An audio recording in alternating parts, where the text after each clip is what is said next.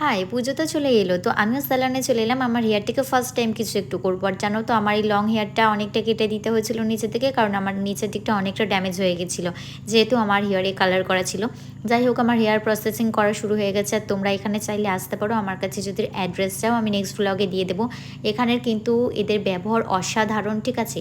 তোমরা মানে তোমাদের হেয়ারটাকে খুবই যত্ন সহকারে করা হবে, তোমরা যেটাই করবে না কেন। আর এখানে কিন্তু অফার চলছে, তো তোমরা আসতে পারো। বাট অফারটা সেরকম সস্তার অফার না, এটা বলে দিই আমি। তো অফার মানে একটু ডিসকাউন্ট চলছে। আর আমার বর এখানে বসে আছে, দেখো পুরো রেগে ভোম হয়ে গেছে, অনেকটা টাইম বসে আছে বেচারা। তো যেহেতু জানো ছেলেরা এতক্ষণ টাইম বসে থাকতে চায় না। আর আর দেখো এখানে কিন্তু খুব ভালোভাবে আমার চুলটাকে আয়রন করা হচ্ছে। বিশ্বাস করো আমার চুল একটা ছেড়েনি যখন দাদা আয়রন করছিল। তো এটা হচ্ছে আমার ফাইনাল লুক। তোমরা দেখে বলবে অবশ্যই কেমন হয়েছে। জানি আমার হেয়ারটা অনেকটা ছোট হয়ে গেছে, বাট ঠিক আছে, আমার ওটা যদি রাখতাম আর চুলটা নষ্ট হয়ে যেত। তো চলো, তোমরা কে কী পুজোতে করলে একটু বলো। আর এই হেয়ারটার এখন যত্ন নিতে হবে। তোমরা কে কীরকমভাবে যত্ন নাও আমাকে অবশ্যই বলো, আমি সেরকমভাবেও যত্ন নেওয়ার চেষ্টা করবো। তো টাটা।